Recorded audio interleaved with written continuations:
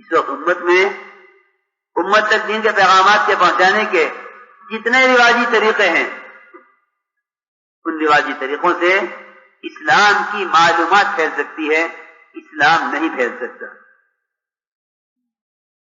کیونکہ اسلام کے پھیلنے کا تعلق مسلمان کی عبادات کو، معاملات اور اخلاق اور معاشرے کو لے کر عملی طور پر امت پر اسلام پیش کرنا، یہ اسلام کے پھیلنے کا سبب تھا۔ میرے دوستو، بزرگوں، عزیزو، امت کو اپنے دین سے فطری محبت نہیں ہے۔ جس سے فطری محبت ہو جاتی ہے اس کا نقصان برداشت نہیں ہوتا۔ بیوی سے فطری محبت ہے، کوئی ہلکی بیماری برداشت نہ ہوگی۔ بچوں سے فطری محبت ہے، ان کی ہلاکت برداشت نہ ہوگی۔ اپنے مشاغل سے، تجارت سے، زراعت سے فطری محبت ہے، برداشت نہیں کر سکتا کہ دکان جل جائے یا کھیت جڑ جائے۔ کیوں؟ صرف اس لیے کہ جان اور مال اور وقت ان پر لگا ہے، اس لیے ان سے فطری محبت ہے۔ دین کے لیے جان اور مال اور وقت کا لگانا امت کے تصور سے نکل گیا ہے، اس لیے امت کو دین سے فطری محبت نہیں ہے۔ اس لیے میرے دوستو، عزیزو، سب سے اہم بنیادی بات یہ ہے کہ ہم دعوت پر آئیں، ہم دعوت پر آئیں۔ دیکھو، میں پھر عرض کر دیتا ہوں، کسی بھی ذریعے سے بات کا پہنچانا دعوت نہیں ہے، بلکہ صحابہ کے طریقہ محنت اور ان کی نقل و حرکت کی مشابہت اختیار کرنا امت تک دین کو پہنچانے کے لیے یہ اپنی اور دوسروں کی ہدایت کا یقینی سبب ہے، جس کے ذریعے سب سے پہلے یقین کی تبدیلی کا مطالبہ ہے کہ دعوت سب سے پہلے یقین کے بدلنے کے لیے ہے۔ اس لیے ہر نبی سب سے پہلے یہ کلمہ لے کر آیا ہے، کلمہ لا الہ الا اللہ۔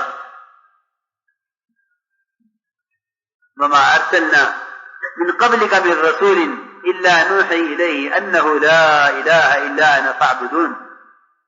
سب سے پہلے عقائد کو درست کیا گیا ہے اللہ کے ہر غیر کی نفی سے، اللہ کے ہر غیر کی نفی سے، اور اللہ تعالیٰ کو اس کی صفات، اس کے احکام اور جیسا وہ ہے ایسا اس کو ماننا، اور جیسی اس کے ماننے کا حکم ہے اس کی اس طرح اطاعت کرنا، یہ سب سے پہلے اس کا حکم دیا گیا ہے، سب سے پہلے اس کا حکم دیا گیا ہے۔ اس لیے یاد رکھنا، سب سے بڑا امر اللہ کا مومن کے لیے وہ ایمان لانا ہے۔ لیکن اس زمانے میں مسلمان نہیں سمجھتا کہ ایمان لانا میرے لیے ہے، یہ سمجھتا ہے کہ ایمان لانا تو کافر کے لیے ہے کہ وہ کفر سے اسلام میں آ جائے کہ ایمان لے آوے۔ کفر سے اسلام میں آنا اسلام لانا ہے، اور ایمان لانے کا حکم مومن کو ہے۔ قرآن حدیث اس سے بھرے ہوئے ہیں، آپ کا اللہ کا حکم ہے، یا ایھا الذین آمنوا آمنوا، اے ایمان والو تم ایمان لاؤ۔ اس کا مطلب صرف یہ تھا کہ اے ایمان والو اللہ اور اللہ کے رسول کی اطاعت، ان کے احکام کا پابند ہو کر چلو، اس کو ایمان کہتے ہیں۔ اس لیے صحابہ کرام کا معمول تھا، اور میں اس کو جو عرض کر رہا ہوں، میں اس کو ہر کام کرنے والے کا، خصوصاً اور ساری امت کا، امت مسلمہ کا عموماً، یہ سب سے پہلا حکم سمجھتا ہوں اور سب سے پہلی ضرورت سمجھتا ہوں کہ یہ صحابہ کی طرح ایمان کی تجدید کرنے کے طریقوں کو سیکھیں، ان طریقوں کو سیکھیں کہ وہ ایمان کی تجدید کے کیا مصنون طریقے ہیں، یہ حکم ایمان کی تکمیل کا اور ایمان کی تجدید کا کیسے پورا ہو، اس کا پورا کرنے کا کیا طریقہ ہے۔ میرے دوستو عزیزو، جب ایمان نماز پڑھنا اللہ کا امر ہے اور اس کے اندر اتنے احکام، کوئی لمحہ نماز کا حکم سے خالی نہیں ہے اور اس کا طریقہ ہے، تو ایمان لانا جو اللہ کا مستقل امر ہے، کیا اس امر کے پورا کرنے کا کوئی طریقہ نہیں ہوگا؟ اس امر کے پورا کرنے کا طریقہ بتلایا ہے۔ ایمان کی تجدید کیسے ہو، صراحتاً ملتا ہے صحابہ سے، حیات صحابہ پڑھا کرو تاکہ آپس میں کام کے طریقوں میں الجھنا چھوڑ دو، کام کے طریقوں میں الجھے ہوئے ہو۔ کیوں؟ اس لیے کہ یہ پکی بات ہے، جو صحابہ پر نظر نہ رکھے گا وہ کام کو تنظیم بنا کر اس کے طریقہ کار کی اختلاف میں الجھ کر رہ جائے گا۔ یہ کروں تو یہ نہ کروں، یہ کروں تو کیسے کروں، یہ کروں تو کیا کروں۔ ہر ایک کا دعویٰ اپنے تجربے کی طرف لانے کا ہوگا کہ میرا تجربہ یوں ہے یوں کرو، میرا تجربہ یوں ہے یوں کرو۔ ایمان کی تقویت کے لیے، ایمان کی تجدید کے لیے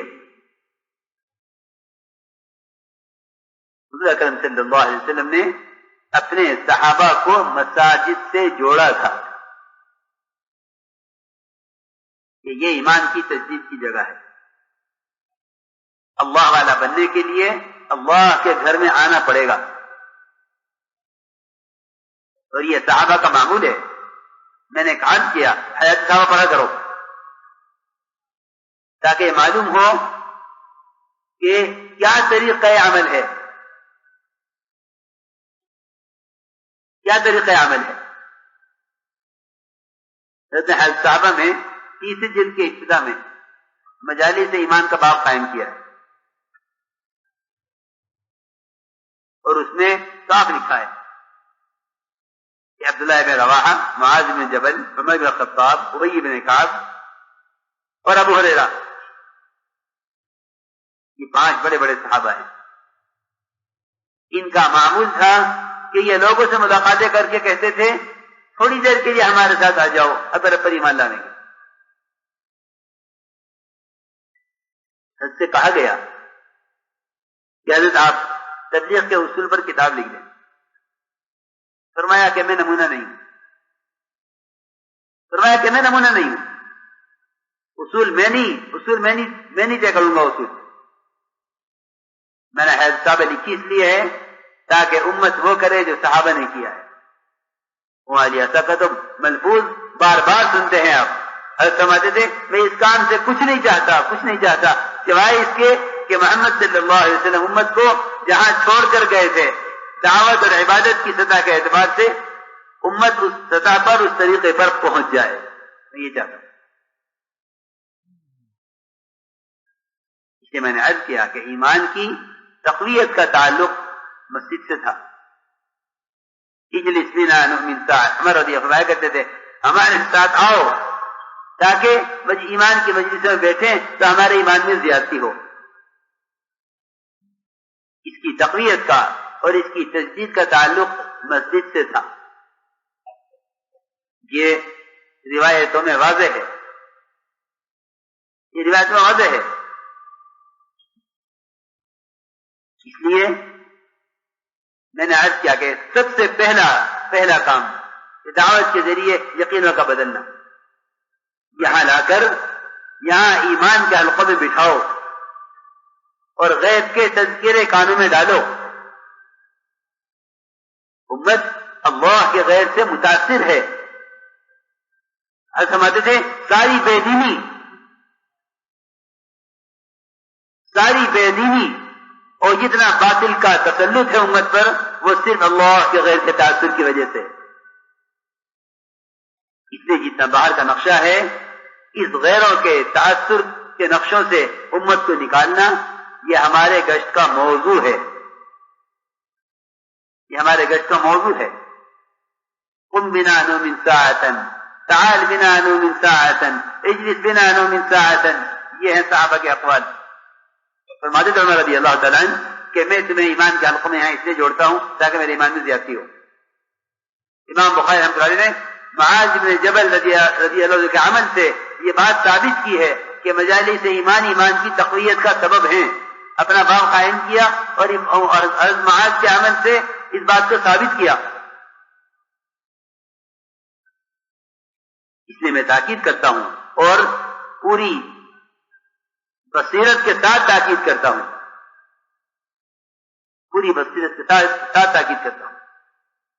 کہ مساجد کو ملاقاتوں کے دوران عمل سے خالی نہ چھوڑا جائے. کیوں؟ سمجھتے تھے کہ جتنے مسجد سے باہر کے پھیلے ہوئے نقشے ہیں ان نقشوں کا یقین نکالنے کے لیے پہلے ان کو نقشوں میں سے نکالو. گناہوں کی ظلمتوں کا، کفر کی ظلمتوں کا، فرائض کو چھوڑنے اور ارتداد کی ظلمتوں کا اس وقت تک اندازہ نہیں ہوگا جب تک یہ اس ماحول کو چھوڑ کر ایمان کے ماحول میں نہیں آئے گا.